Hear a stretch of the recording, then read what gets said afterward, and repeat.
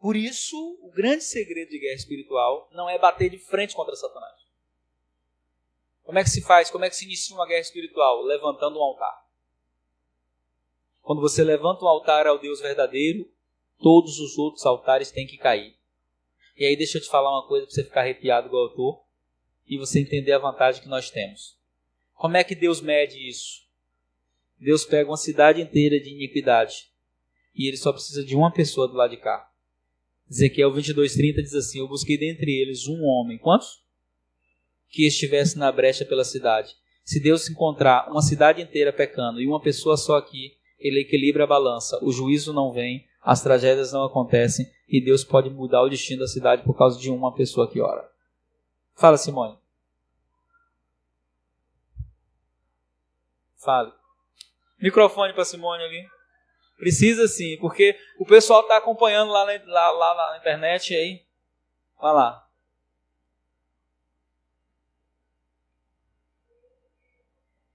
Espera aí que deixa ele ligar aqui. Vai lá. Nada da adoração para ele, né? No caso, quando a gente faz a adoração, você diz que quem se fortalece somos nós. Não, Deus recebe a adoração. Sim, mas é isso que eu quero perguntar. Como é que funciona isso para Deus? Ele só recebe e vem no intuito de ajudar ou como é? Entendeu? Porque assim, você fala que quando o pessoal está adorando a Satanás, ele está se fortalecendo. Isso. Quando a gente está adorando a Deus, nós nos fortalecemos. E na parte de Deus, funciona como? Não acontece nada, ele é todo poderoso. A nossa adoração não afeta Deus em nada. Ah, então ele só faz ajudar mesmo. Por isso que Deus não busca adoração na terra. Na matéria de adoração a gente fala disso. Deus não busca adoração. Porque o que Deus mais tem no céu? Lá ninguém desafina, não erra uma nota. A adoração perfeita está lá, diante do trono. Eu lembro que uma vez uma pessoa disse assim: eu não gosto dessas canções de adoração que fica repetindo. Não tem canção que é assim? Aí eu disse assim: então você vai se dar mal na eternidade, porque os anjos ficam santo, santo, santo, santo, santo. Só que o santo dos anjos não é o santo igual ao nosso.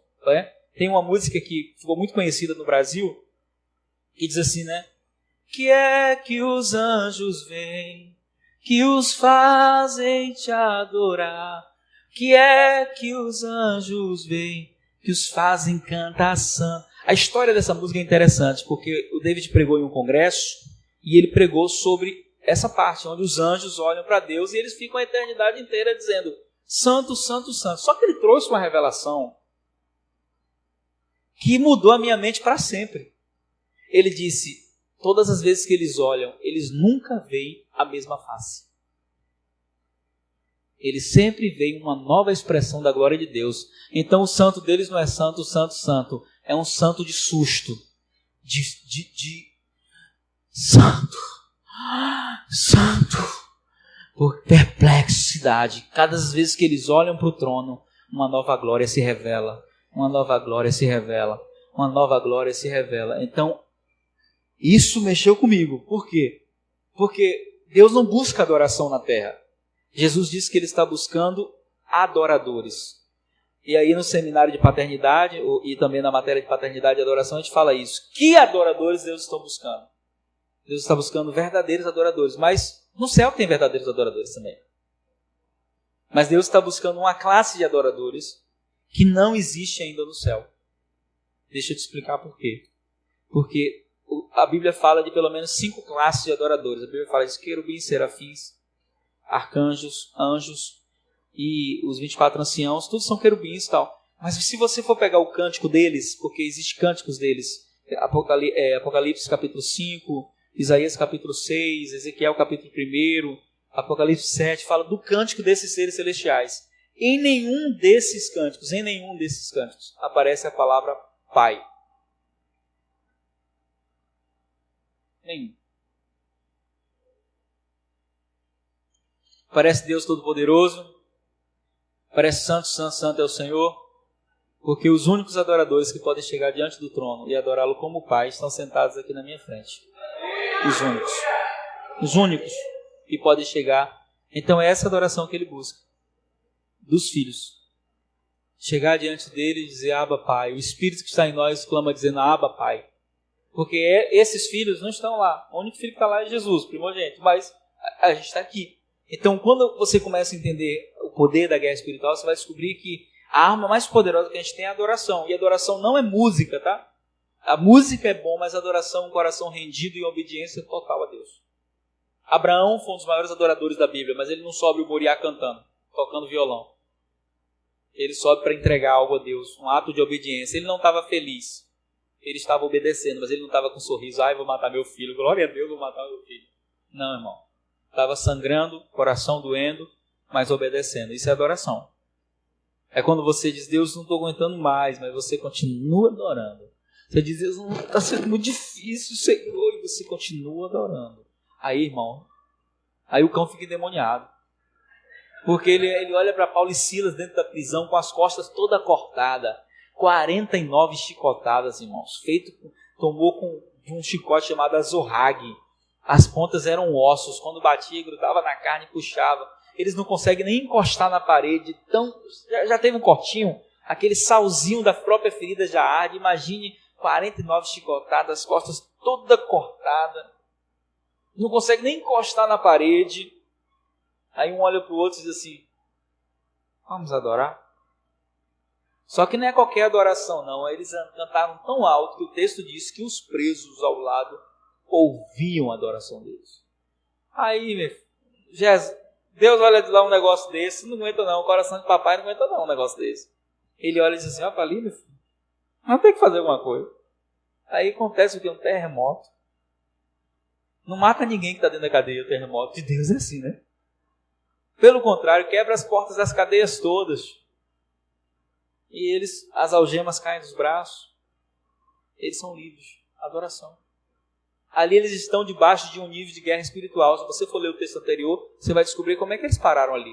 Eles chegaram em uma cidade e tinha um principado na cidade que governava através de uma garota que adivinhava. Eles confrontaram diretamente o principado da cidade. E o que veio? O contra-ataque. Foram tocados fisicamente? Foram. Mas lá a glória foi maior. Então o segredo da batalha espiritual, da guerra espiritual, é nós entendermos que não é batendo de frente com o inimigo, não, vou destronar esse demônio. Não, irmão, levanta o altar de adoração.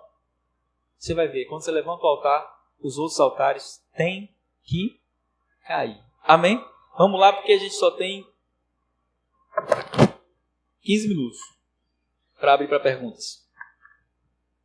Então a gente falou sobre os níveis de guerra. Expliquei que Satanás não está em guerra com Deus. A guerra é nossa. Amém? Minha e sua. Nós precisamos lutar juntos. Mas falei também sobre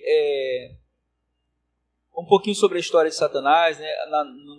No material tem toda a explicação. Não vai dar para a gente falar tudo aqui. A gente vai falar, se prender só aos assuntos que a gente deu nas aulas. Na segunda aula eu falei um pouquinho sobre os nossos inimigos, né? Esses 3 inimigos, o mundo, a carne e o diabo. E expliquei que toda batalha espiritual começa aqui, ó, na mente. Tem um livro que eu amo, que é o livro da Joyce Meyer, O Campo de Batalha da Mente. É um livro que eu uso nos meus processos de libertação. Tem alguns livros que são exclusivos do meu processo de libertação com as pessoas. E O Campo de Batalha da Mente é um deles, onde Joyce explica que se Satanás vencer aqui, já era, venceu sempre. A guerra com Eva começou aqui, ó, uma guerra de argumentos. Por quê? Paulo vai dizer em 2 Coríntios 10:4 que as armas da nossa milícia não são carnais, mas são espirituais e poderosas em Deus para destruir fortalezas. Aí ele diz, destruir sofismas. O que é um sofisma? O sofisma é uma meia-verdade. Tem cara de verdade, parece verdade, mas não é verdade. Foi o que Satanás usou contra Eva lá em Gênesis 3. Ele diz para Eva assim, olha, é verdade que Deus disse que vocês não podem comer das árvores do jardim? Deus disse isso? Aí ela responde assim, não é verdade não. Ele falou que a única árvore que a gente não pode comer é da que está no meio do jardim. Aí ela vai e diz para ele vai dizer para ela assim, você sabe por quê? Porque ele sabe que no dia que vocês comerem, seus olhos se abrirão. Verdade, se abriram. Mas não era toda a verdade o que ele falou. E vocês serão semelhantes a ele. Meia verdade. Eles não iriam se tornar semelhantes a Deus se comessem da árvore. Eles já eram semelhantes a Deus. Quando Deus criou o homem, ele disse, façamos conforme a nossa imagem. Olha como o diabo enganou, prometendo algo que eles já tinham.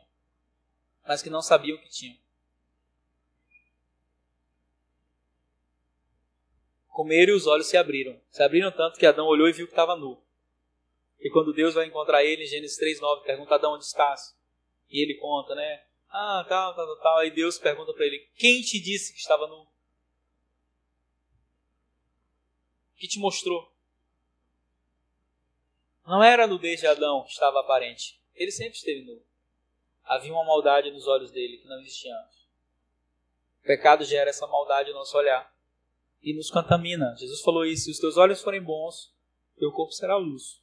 Mas se os teus olhos forem maus, a luz que há em ti vai ser trevas. E quão grandes trevas serão. Então é muito importante a gente entender isso, que tudo começa na mente. E quais são as portas de entrada da mente? 5 sentidos: visão, audição, olfato, paladar e tato. É por aqui que o pecado entra. É por aqui que a guerra começa. Então, a mente pode ser governada por uma ideia errada em relação a Deus, em relação a você mesmo, em relação à sua família. E aí, quando Deus começa a libertação, ele começa aqui na mente, quebrando paradigmas. Nosso seminário, de fortalezas mentais, e vai ser também uma matéria que a gente vai estudar, a gente ensina como reidentificar fortalezas mentais negativas e qual fortaleza mental positiva eu preciso estabelecer na minha mente para me proteger. Porque a nossa mente precisa de fortalezas, de paradigmas. Porque o que o paradigma faz? Ele gera um pressuposto ou uma autodefesa. O que é um pressuposto? Eu nem penso, já respondo. Não paro para pensar. Isso é um pressuposto. Por exemplo, se você pegar uma criança e mostrar a cor preta para ela, desde a infância dela, e dizer que é branco, não vai adiantar alguém que sabe que o preto é preto dizer para ela que é preto. Ela vai dizer: não, isso é branco. Eu gosto de brincar assim com criança, né? Israel, eu disse: Israel, você quer que cor? Isso é azul, isso é vermelho. Disse, é azul. Porque na mente dele está enraizado uma fortaleza mental que estabeleceu um sistema de crença de que o azul é azul, de que o branco é branco. Se você fosse criado em um ambiente isolado e alguém mudasse o nome das cores, você iria sair de lá totalmente influenciado, dizendo: não, isso aqui é preto, quando o preto fosse branco, e por aí vai. Porque o sistema de crença ele é regido por uma fortaleza mental. Por exemplo, imagine você que eu chegue aqui e diga assim: olha, vou casar minha filha de 7 anos de idade com um homem de 59 anos. Você iria dizer: maluco, pedófilo. E esse homem é muito rico, então por isso eu vou dar minha filha para ele. A gente ficaria escandalizado. Mas lá, nos países árabes, isso é normal. Quando essa notícia é dada, a família celebra. Porque o sistema de crença deles estabeleceu que isso é normal. Segundo o Alcorão, se a menina menstruou, já pode ser esposa. Então, quando uma fortaleza mental está aqui, a mente fica governada por uma regência satânica. Por isso que antes de entrar em guerra espiritual, eu preciso passar por libertação. Não só libertação de demônio, não. Libertação de entendimento, que eu acho que é a maior libertação que existe. Tem gente que o demônio saiu, mas o entendimento dele está fortalecido pela religiosidade, por exemplo. Eu costumo dizer que religiosidade é pior que demônio. Então, esses 3 inimigos, o mundo, a carne e o diabo, trabalham associados para governar a nossa mente. O diabo sabe que se ganhar uma mente, ele ganhou um território. Porque a mente de um homem não é só a mente dele, é o seu lugar de ação. Estou assistindo uma série na Netflix, eu já terminei a primeira temporada, que se chama O Messias. Alguém assistiu essa série? Messias? Uma série nova. Messias. Assistiu? Gente, assista essa série, por favor. Messias. É um Messias que surge. E a série te deixa em dúvida se ele realmente é a encarnação de Jesus ou se ele é apenas um cara muito inteligente que conseguiu influenciar em massa uma geração. Mas é muito interessante o domínio que esse cara tem sobre a mente das pessoas. Como ele consegue controlar as pessoas sem tentar fazer isso. E chega uma hora em que milhares de pessoas começam a seguir esse homem. E quando você vai para a Bíblia, Jesus disse: vão surgir muitos falsos cristos que, se possível, enganarão até os escolhidos. Eu tenho tanto medo desse texto. Você acredita que eu tenho medo desse texto? Eu costumo dizer que um dos meus maiores medos é errar fazendo a coisa certa, ou achando que está fazendo certo. Um dos meus maiores medos é errar querendo fazer a coisa certa, querendo acertar. E aí teve um texto na Bíblia que me ajudou muito, que é Atos capítulo 13, que mostra que até as coisas certas, fora do tempo de Deus, se tornam erradas. É quando Paulo está em Atos capítulo 13 e eles querem ir para a Bítia. E eles oram, eles vão para a Bítia, e quando eles estavam indo, aí o texto diz assim, Atos 13, 7, o Espírito Santo os impediu. Uma coisa é o diabo impedir, né? Mas o Espírito Santo, Jesus não disse ir de todo mundo pregar o Evangelho a toda criatura. Como é que o Espírito Santo agora está impedindo de pregar o Evangelho? Depois eles tentam ir para a Mísia e diz novamente, o Espírito de Jesus não permitiu. Não era o momento do Evangelho chegar naquele lugar. Então, quando Paulo percebe que o Espírito Santo não quer muito que ele se move, ele para em Trode. E lá em Trode ele tem uma revelação, aparece uma visão, um homem da Macedônia diz para ele, faça a Macedônia nos ajude. Então Deus não queria que eles fossem para a Bítia nem para a Mísia, Deus queria que eles fossem para a Macedônia. Ali a gente aprende uma lição muito forte sobre guerra espiritual. A sua intimidade com Deus é muito importante, porque Satanás, quando perceber que não há mais pecado na sua vida, pelo menos você não é um agente ativo do pecado, que você é uma pessoa que já caminha em obediência à sua liderança, aos seus pastores, que você não rompe leis espirituais, ele vai tentar fazer você errar, te trazendo propostas interessantes, mas que não são de Deus. Por isso que é importante entender que nós precisamos ser guiados pelo Espírito Santo, para que nós possamos vencer tanto o mundo quanto a carne, quanto o diabo. Amém? E o último assunto que nós tratamos na nossa última aula, que foi um assunto interessantíssimo, foi sobre as nossas armas espirituais. Onde nós falamos sobre a armadura de Deus, eu expliquei que a armadura de Deus não é como a armadura do Power Rangers. Eu vi muita gente fazer isso, né? Eu fiz parte de vários grupos de intercessão do Brasil, e aí eu me lembro que às vezes a gente ia fazer algum ato profético, assim, alguma coisa, e as pessoas diziam assim, vamos agora, irmãos, tomar a armadura de Deus. Senhor, nos coloca sobre nós o capacete da salvação. Não, Paulo não diz que é Deus que coloca. Não é Deus que coloca a armadura. Paulo diz, tomai sobre vós. Quem toma é você. E não é um ato místico. Capacete da salvação. Couraça da justiça. Espada do Espírito. Não é. Todas as partes da armadura são metafóricas. Paulo estava preso a um soldado romano, olhou para a armadura dele escrevendo e pensou, não, a gente tem que... Vou falar na linguagem deles. E usou uma metáfora. Como Jesus fez várias vezes. Porque as partes da armadura são ações diárias. E se você for olhar, 80% da armadura não tem a ver com o diabo. Tem a ver com o nosso caráter. Quando ele diz, tomai o capacete da salvação. Ele está dizendo o seguinte, você precisa ter consciência de que você é salvo. Você precisa ter certeza de salvação. Você vai guerrear contra as trevas, você nem tem certeza de salvação. Oh meu Deus, será que eu estou salvo? Será que eu não estou? Tem que ter consciência de salvação. O que é consciência de salvação? Uma mente santa, onde Satanás não governa mais. Isso é o capacete da salvação. É entender que a salvação não apenas me tirou do inferno, nem me garantiu o céu. A salvação me deu a mente de Cristo. É o que diz em 1 Coríntios, capítulo 2. Salvação me deu a mente de Cristo. Isso é o capacete de salvação. Então eu penso como salvo. Se eu penso como salvo, eu vou preservar o que entra na minha mente. Eu vou usar lá o filtro, os 8 filtros de Filipenses 4:8. Já viu? Tem 8 filtros ali para a mente, né? Filipenses 4:8 fala que tem 8 filtros que a gente tem que usar para guardar a nossa mente. Quais são esses 8 filtros? Ele diz assim, quanto mais, irmãos, tudo que é verdadeiro, então, primeiro filtro, verdadeiro. A gente não pode pegar uma informação, e como a gente vive na geração do fake news, né? Onde vê uma notícia e já pensa que é verdadeira. Não, Paulo diz, tudo que é verdadeiro, ou seja, ouviu alguma coisa? Assistiu algo? Alguém falou alguma coisa de alguém? Se você não tem certeza que é verdadeiro, não alimente na sua mente. Tudo que é verdadeiro, tudo que é honesto, ou seja, isso vai denegrir alguém? Isso quebra algum princípio divino?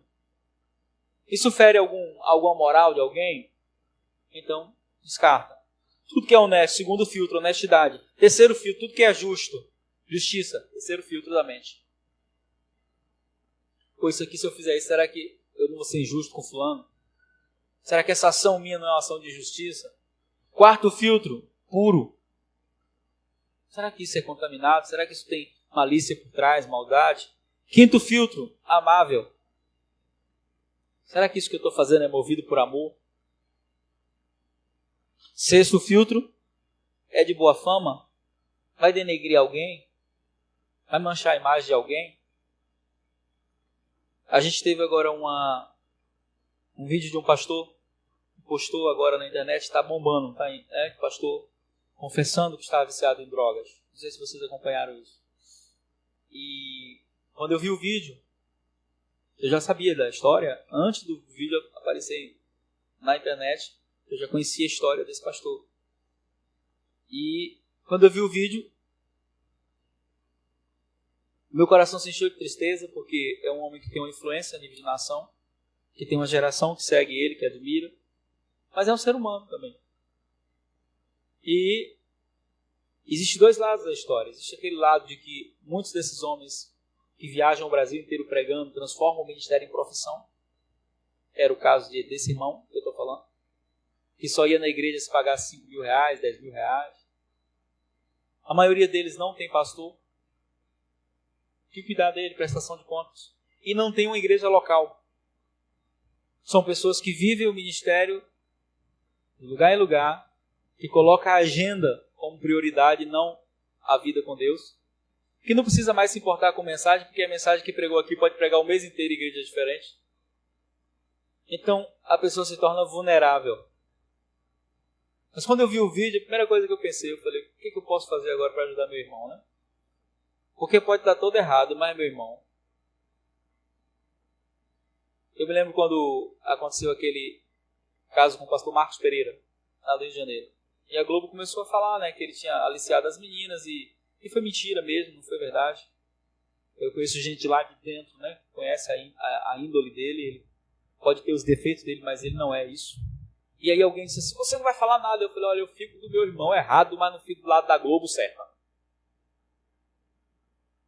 Porque entre meu irmão e a Globo, eu estou com meu irmão, porque ele pode, mesmo se ele estivesse errado, ele é meu irmão. A gente não pode ter a síndrome de Caim, né? Por acaso eu sou guardador do meu irmão? Você é. Pior que é. Ou melhor, né, que é. Você é guardador do seu irmão. E aí aquilo que eu falei na aula de batalha espiritual, eu prefiro ser mais um joelho do que mais uma língua. Mais um joelho. Prefiro me calar e orar. E aí eu me lembro de uma experiência que o pastor Kenneth Reagan teve no livro, né, O Mais Importante é o Amor. Ele conta que ele fez um retiro espiritual. E nesse retiro espiritual, ele estava orando e o Espírito Santo disse assim, quem é tu, pois, que julga o servo alheio? Romanos 14. E ele tinha participado de uma conferência em que o pastor tinha caído em pecado e um pastor tinha usado o púlpito para... Não falou o nome do pastor, mas deu a entender de quem era o pastor. E o pastor Kenneth Reagan estava lá e ouviu aquilo e dizia, amém, isso mesmo. E aí ele foi para o seu retiro espiritual, que ele sempre fazia uma vez por ano, 21 dias de oração de jejum. E lá no seu retiro espiritual, Jesus se revelou a ele e perguntou, quem é tu, pois, que julga o servo alheio? E ele tentou lembrar onde é que ele foi que julgou, né? Aí ele lembrou da mensagem e ele disse assim, Senhor, mas não foi eu que preguei aquela mensagem, não? E Jesus disse para ele, quem é tu, pois, que julga o servo alheio? Senhor, mas Senhor Jesus disse para ele, no momento que você disse amém, era como se você tivesse subido lá, obrigado, filho. É como se você tivesse subido lá e tivesse pregado essa mensagem. Aí ele ficou quieto, mas a gente não consegue ficar quieto, né? Nem com Deus. Tentou justificar e disse, mas ele não pecou mesmo? Aí Jesus falou para ele, sim, pecou. Mas ele é servo de quem? Meu ou seu? Ah, Senhor, se ele é servo de alguém, é teu, né? E quem é tu, pois, que julga o servo alheio? E o texto diz lá, para o seu Senhor ele está em pé ou cai? E aí para Jesus acabar com ele de vez, né, ele disse assim, vou te falar só uma coisa para você entender que você não pode julgá-lo. Se você estivesse na mesma circunstância que ele se encontrava, você teria feito pior que ele. E aí, a primeira vez que eu li esse livro, aí ele termina dizendo, aprendi uma grande lição com Deus naquele dia. Se você não pode ajudar a acender a luz de alguém, não seja instrumento para ajudar a apagar. Porque Jesus não apaga o morrão que fumega. Ele não quebra a cana trilhada, nem apaga o morrão que fumega. Ele não faz isso. Então, a armadura de Deus, eu falei isso aqui na aula, não tem proteção para as costas. Tem proteção para o peito, tem proteção para a cintura, mas as costas elas ficam livres. Porque quem tem a responsabilidade de proteger as suas costas sou eu. E você tem a oportunidade de proteger a minha. A gente não pode viver se atacando, denegrindo. Por mais que a gente tenha diferenças doutrinárias, não vale a pena fazer isso. E tem uma frase que dizem por aí: a igreja é o único exército que deixa os soldados feridos para trás. Infelizmente, é verdade. Em muitos casos, em muitos lugares, você só presta enquanto está de boa. No dia que você tem algum... E isso assim, quanto mais alto você está, né? Estava conversando com uma pessoa esses dias, né? Aí ele brincando comigo disse assim, né? Tá famoso, hein? Famoso é Jesus, que tem 2000 anos que morreu, até hoje é popstar. Né? Mas ele falou, tá famoso? Eu disse, que famoso, rapaz. Rapaz, só vejo você na internet. Ele disse, você acha que isso é bom? Eu falei com ele. Eu acho isso horrível. Ele disse, por quê? Eu falei, primeiro porque eu não gosto dessa exposição. Eu faço porque é necessário. Alcançar pessoas é um meio de alcance. Mas por quê? Porque visibilidade gera exposição. E exposição gera vulnerabilidade. Quanto mais você é visto, mais você é julgado. Mais você é mal interpretado. Uma coisa que você fala, dependendo de como você falou, no momento que você falou, depois que caiu na rede, não tira mais, irmão. Caiu na rede, já era. Por isso, cuidado com o que você publica. Então eu me omito de falar muita coisa, de expressar opinião, de muita coisa, né? Eu tirei da minha rota digital. Não falo. Porque a visibilidade gera exposição.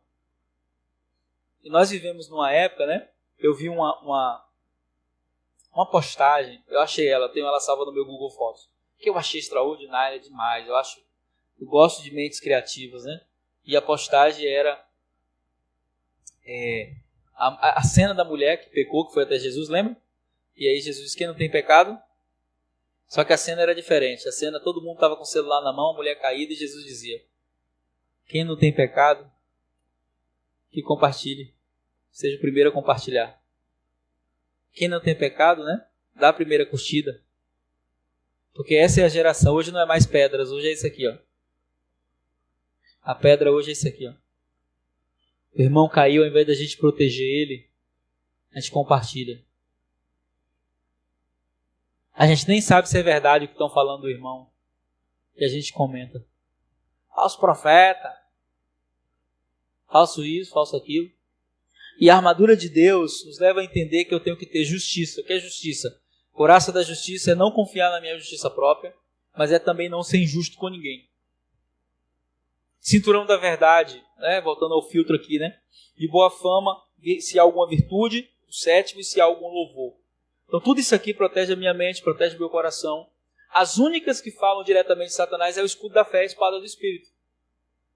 O escudo da fé diz para apagarmos os dardos inflamados do maligno. As setas que Satanás lança de dúvida. Será que Deus te ama? Será que você vai vencer? É fé, exercer fé. E a espada do Espírito que corta não só o diabo, corta a gente também, né? É uma espada de 2 gumes. Serve para atacar o inimigo, para destruí-lo, mas serve para me tratar também.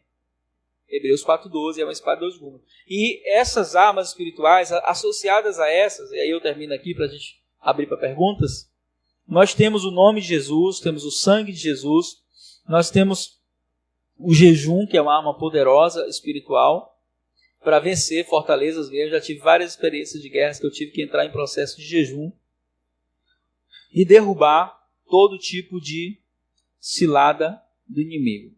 Amém? Então, o nome de Jesus é uma das armas mais poderosas que nós temos. Muitas pessoas não entendem o poder que tem esse nome. Diante desse nome se dobrará todos os joelhos que estão nos céus, na terra e embaixo da terra. E todos os joelhos se dobrará, toda língua confessará que Jesus é o Senhor. Para resumir, para a gente fechar, eu quero falar algumas coisas para vocês. A primeira delas, você está do lado mais forte na guerra. Você pode estar sozinho na sua casa, guerreando com sua família inteira. Deixa eu te dar uma boa notícia. Você e Deus é maioria. Você não está na desvantagem não, viu? Você está na vantagem. Pode estar sozinho na sua rua, guerreando contra... Não importa, você e Deus é...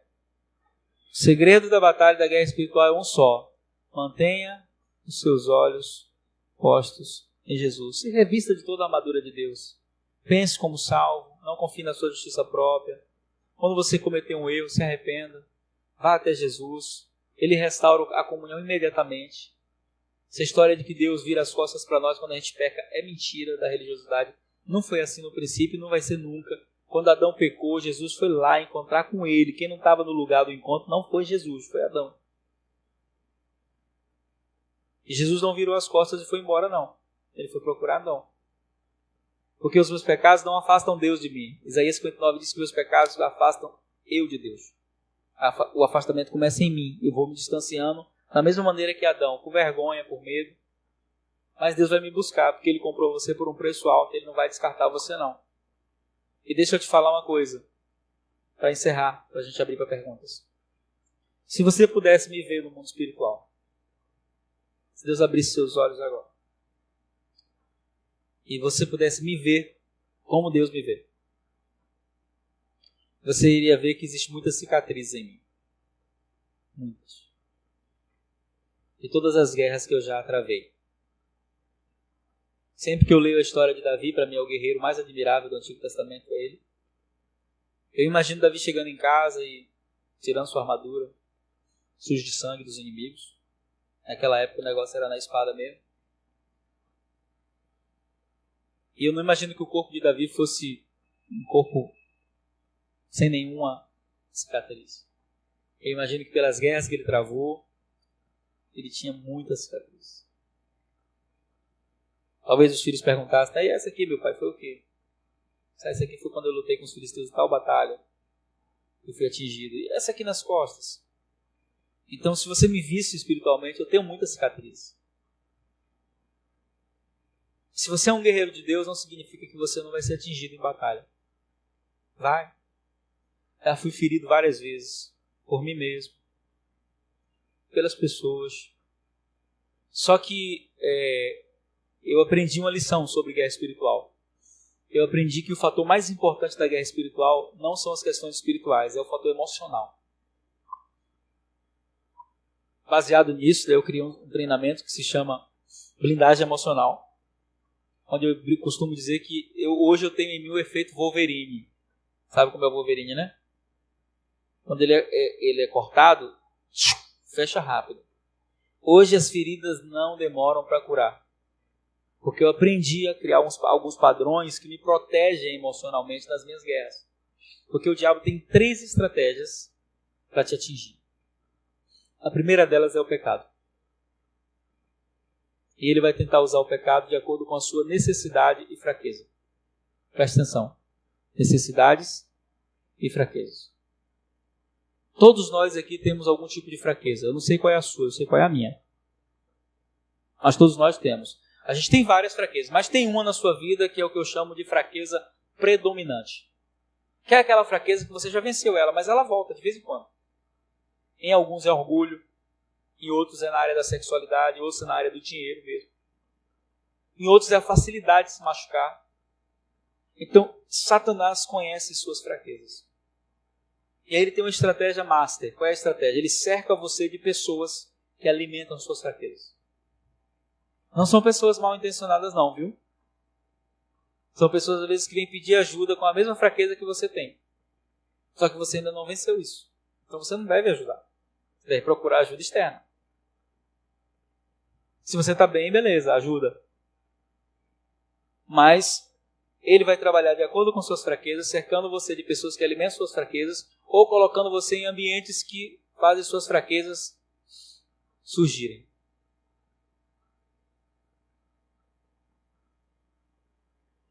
Você quer ver um exemplo? O pessoal que tem problema com ira não pode jogar futebol. Já conheci muitos crentes que quando chega no futebol desvia. Ninguém sabe se o cão entrou nele ou entrou no cão, fica endemoniado.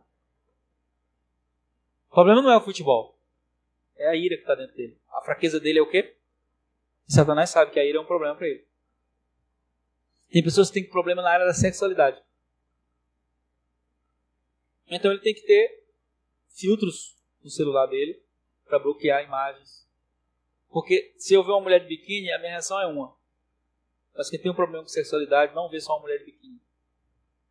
Tem umas pegadinhas que a gente faz no nosso seminário de sexualidade com imagens. Eu mando coletivamente na hora do seminário e diz assim, o que você está vendo nessa imagem? E algumas imagens parece que a pessoa está mostrando o órgão genital, mas não está. Tem uma mesmo que é uma moça agachada e tem um chihuahua no meio das pernas dela. Mas quem tem a mente impura, que tem problema de sexualidade, enxerga um órgão genital. Depois, quando eu falo, olha direito a imagem, a pessoa percebe. Esses são testes psicológicos que provam que o que está na mente é visto pelos olhos. É tipo quando você quer um carro, sabe? Você quer comprar um carro e você fala, agora eu vou comprar um Corolla. Passa vários carros na rua, mas você só enxerga o quê? Você fala, é confirmação de Deus, passou 5 Corolla. E não é, porque na sua mente está fixado a imagem do Corolla. O pecado é assim. Então uma palavra, né? Uma frase no WhatsApp, uma imagem que alguém viu no WhatsApp, fraqueza ativada. Nessa hora o que você faz, pastor? Tem um segredo que eu ensino, que não está na Bíblia, tal, que eu vou falar, mas foi eu que aprendi fazendo isso aí. Também não é proibido fazer. Eu sempre digo que é melhor confessar tentação do que confessar pecado. O que é confessar tentação? Todas as vezes que eu estou me sentindo tentado, eu procuro as pessoas da minha confiança e falo. Minha esposa, meu pastor, esse rapaz está acontecendo isso comigo, eu estou ficando abalado. Oro junto, porque Satanás é o rei das trevas. Aonde existe trevas, ele vai reinar. O que é trevas é quando você esconde e não compartilha. Quando você compartilha, a força de Satanás é quebrada imediatamente, porque a luz entrou ali. Então, ele vai tentar levar você pelo pecado. Pelo pecado. Mas se você já não tem mais problema com a sua fraqueza, você já dominou ela pelo poder do nome de Jesus, já tem a carne, ele vai tentar atrair você para pecar por uma necessidade.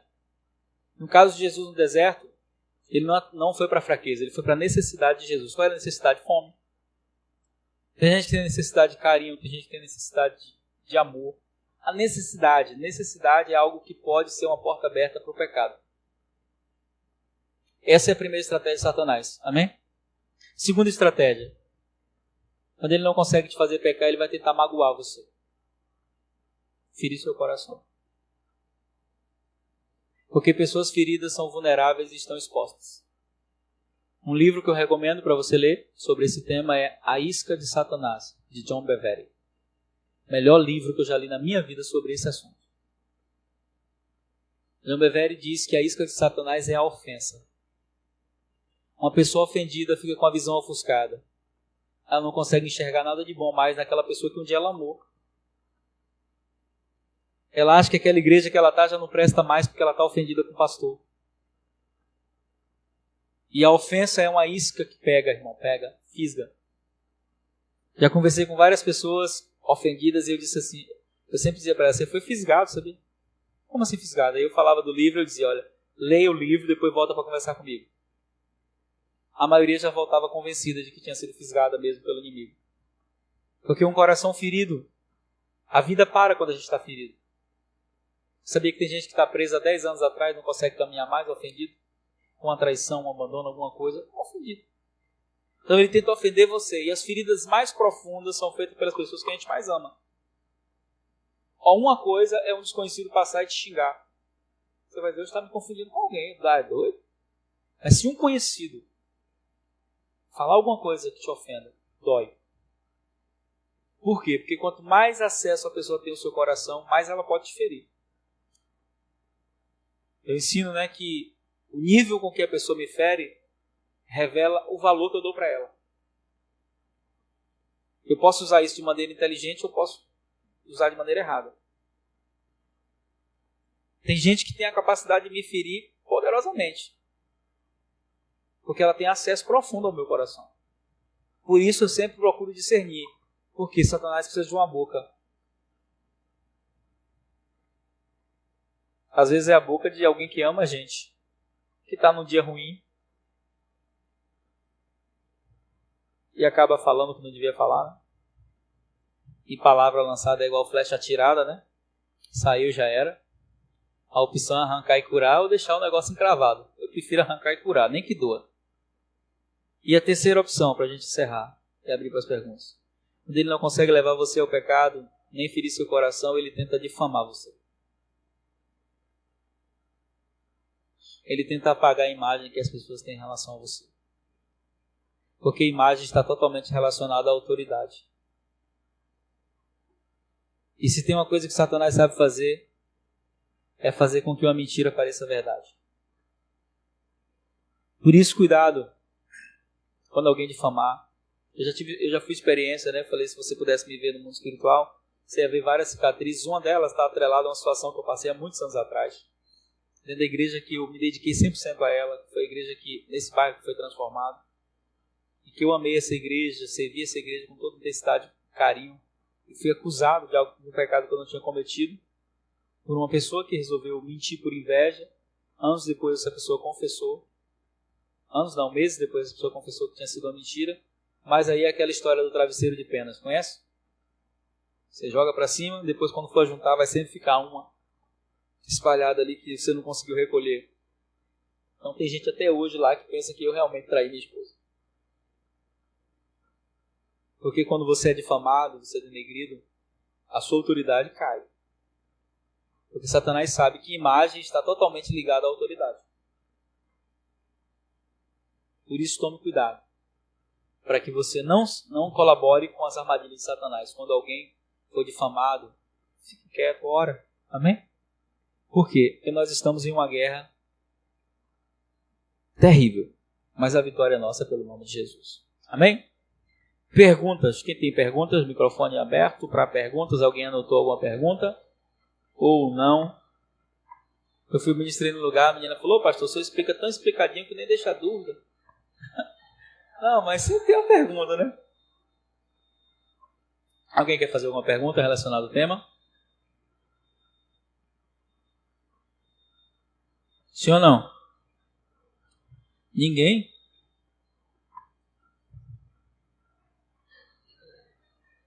Jesus falou que não tem mais pergunta. Ninguém tem pergunta, gente? Sério mesmo? Tô vendo aqui se eu consigo olhar os irmãos da internet.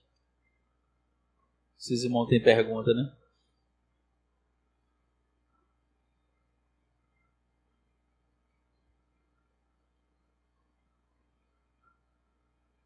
Tem 32 comentários na aula, né? Deixa eu ver se é pergunta.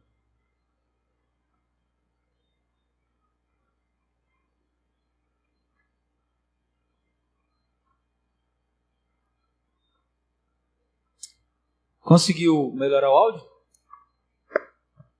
O pessoal estava falando aqui que não estava tão legal. De boa? Nós estamos... Então ninguém tem perguntas? Não, então a gente vai orar para encerrar. Olha, tem uma pergunta. Aleluia. Vamos lá. Fala seu nome e faz a pergunta. Tailane. Tailane. Eu falo alto. Eu fiquei na dúvida só de uma questão, fiquei assim pensando. O senhor falou que quando a gente está em tentação, o que a gente tem que fazer é confessar para alguém. Mas quando essa tentação que vem sobre nossa mente, a gente fala diretamente a Deus, há uma necessidade mesmo de a gente falar para uma outra pessoa, já que você diretamente fala com Deus? Se você tem uma intimidade com Deus tão profunda a ponto de confessar e se livrar da tentação, sim. E quando a tentação vem, você confessa a Deus, E você está continua. naquela luta com aquela tentação, mas você está constantemente Deus confessando a Deus. Há uma necessidade de chegar para alguém e confessar? Não é que há necessidade. A necessidade ela é de acordo com a sua estrutura espiritual. Por exemplo, eu confesso. Por quê? Quando eu faço isso, desaparece. Porque é aquela coisa, a tentação é igual música ruim. Sabe música ruim? Você não gosta da música, o seu vizinho gosta daquela música ruim. O que acontece com ela? Ela fica na sua mente. Quanto mais você resiste, daqui a pouco você está... Misericórdia, Jesus. Porque aquilo está na sua mente, né? Eu tenho uma estratégia quando a música ruim fica na minha mente, eu mudo a letra dela. E canto alguma coisa de Deus e desaparece. Já aconteceu. Tem música ruim que fica ali e tal. Mas, por que é importante você trazer luz a isso? Porque eu sempre digo que é melhor você confessar a tentação do que você confessar pecado. Porque tem gente que diz, não, já falei para Deus, mas se você falou para Deus e você está perturbado, está tirando o seu sono, volta e meia você está lembrando, procura alguém de oração, de confiança, e vai lá e conta. Só estou passando uma luta nessa área aqui que tem me atormentado. Vamos orar juntos? Quando você faz isso, você se previne, porque a tentação ela não é pecado. E assim, ninguém está imune à tentação, nem Jesus esteve. Ninguém está imune à tentação. Mas, quando Lutero dizia o seguinte, você não pode impedir que o passarinho voe sobre sua cabeça, mas você pode impedir que ele sente, faça o ninho dele, choque os filhotes, você pode. Então, a tentação é assim, quanto mais você luta contra ela, a tendência dela é crescer. Se você confessou para Deus e desapareceu, não precisa contar para ninguém. Tem casos que é assim. Eu chego diante de Deus, Senhor, você está me tentando e tal. Aí eu oro, né? Livrai-me da tentação, Pai, sumiu. Mas já teve casos que não, que eu sonhei, que perturbou a minha mente, aí eu fui lá, procurei alguém, só me ajude aqui com isso. E aí quando eu falo, aí eu já percebi que tem um efeito de quebra. Porque é meio assim, eu estou expondo algo que está me perturbando. Então isso me livra de ficar debaixo daquela guerra na mente. Entendeu? Mas alguém tem uma pergunta? Não? Mas por que sois tão tímidos? Fale seu nome e faça a pergunta. Pai do Senhor, eu me chamo Ruth. Ruth. O senhor tocou no ponto aí bastante importante quando o senhor falou que uma das estratégias do inimigo é quando somos alguém que a gente ama muito, nos ofende. Nos ofende ao ponto de doer na alma, do coração sangrar, o coração ser estraçalhado. E essa ofensa a partir de alguém que a gente menos espera, alguém que a gente ama muito, que a gente jamais imaginaria que aquela pessoa ofenderia tanto. O que eu faço diante dessa situação?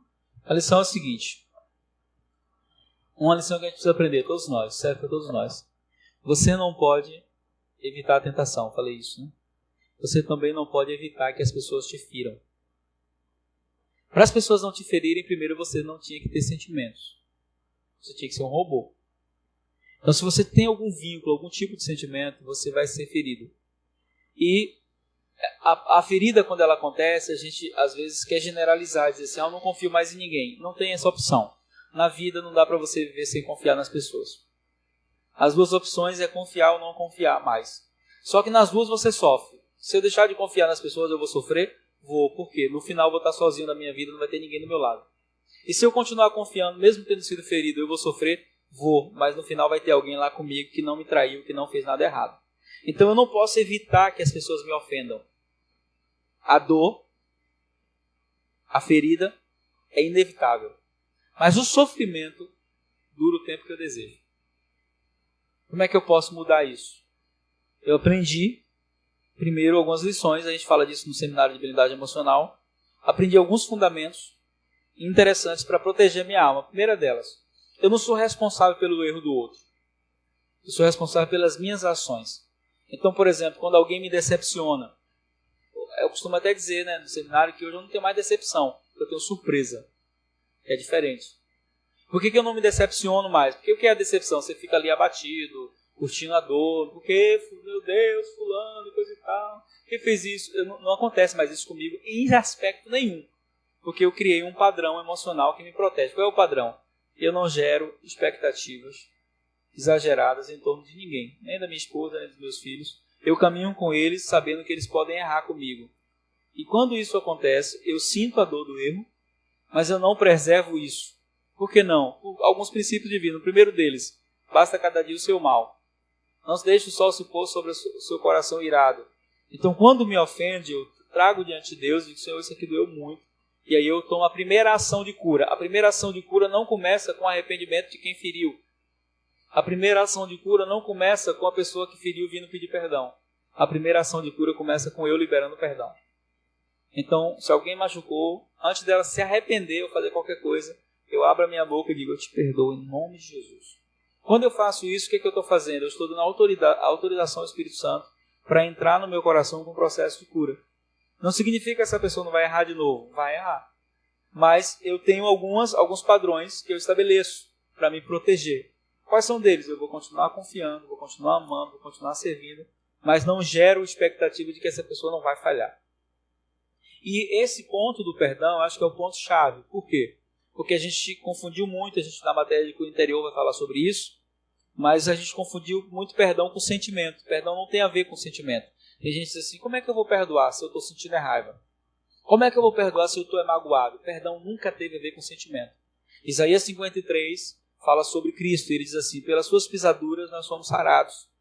E o castigo que nos traz a paz estava sobre ele. Então esse texto fala de duas coisas. Primeiro, ele diz, pelas suas pisaduras fomos sarados. Está falando de feridas mesmo. Tanto físicas quanto emocionais. Então, fui sarado em Cristo. Eu creio nisso pela fé. Mas não para aí, diz assim, o castigo que nos traz a paz, e aí está falando de paz emocional, paz com Deus, estava sobre ele. Então eu sempre dou o seguinte exemplo, quando você está com a dor no corpo, você espera a dor passar para confessar a cura? Não, isso não é fé. Quando eu estou com a dor no corpo, eu disse, toda a dor desapareça em nome de Jesus, porque pelas pisaduras de Cristo eu fui sarado. Pai, eu estou curado em nome de Jesus. Por que a gente faz isso com a dor física e não faz com a dor da alma? Então eu não espero a dor da alma sarar, eu libero o perdão. Senhor, perdoa essa pessoa em nome de Jesus. Aí Satanás começa a perder agora, porque você deu autorização para o Espírito Santo entrar, restaurar, consertar, e as pessoas só vão me atingir até onde eu permito.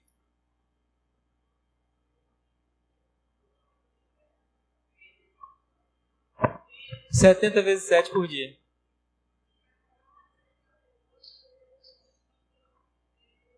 Aí é o princípio da fonte. Princípio da fonte. Qual é o princípio da fonte? Eu tive uma experiência com Deus há muitos anos atrás. E nessa experiência com Deus, alguém me decepcionou muito. Foi uma pessoa que eu ajudei muito. Na época eu não tinha a estrutura emocional que eu tenho hoje, nem espiritual. E eu fiquei muito abatido, porque eu tinha feito tudo para essa pessoa. E lá no meu abatimento eu estava em crise emocional, chorando, sentindo, sofrendo a dor da ofensa. E eu tive um momento de encontro com Deus e Deus me fez uma pergunta. E eu tenho ensinado que quando Deus te faz uma pergunta, Ele não quer uma resposta. Porque Ele sabe de tudo. Quando Deus te faz uma pergunta, Ele quer que você encontre a resposta para as suas crises. Quando Ele diz para Adão, Adão, onde você está? Não é que Deus não sabia, Ele é onisciente. Quem não sabia onde estava era Adão. Adão que não sabia onde estava. Então Deus perguntou para mim, na minha dor ali, né? As perguntas de Jesus na Bíblia são bem interessantes porque elas são muito óbvias. Parecem ser perguntas burras. Pergunta para o cego, o que você quer que eu te faça? E aí Jesus perguntou para mim, por que você está chorando? Eu disse, eu estou chorando porque fulano fez isso comigo. E ele disse, você não perdeu nada. Eu disse, como não perdi? Se eu não perdi nada, pelo menos tempo eu perdi.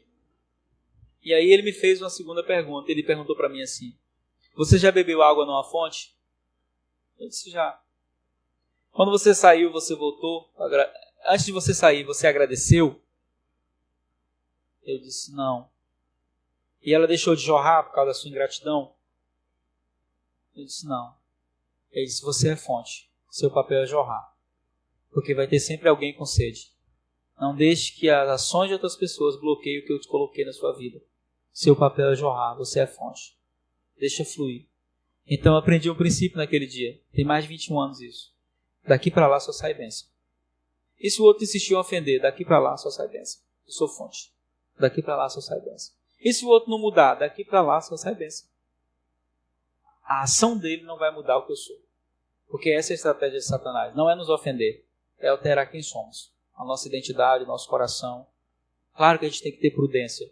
Não pode ser bobo. Não pode agir como... Não. A gente tem que ter prudência, estabelecendo limites. Para que a gente não se ofenda. Mas a gente não pode também deixar que essa dor nos paralise a ponto de a gente não avançar. Amém?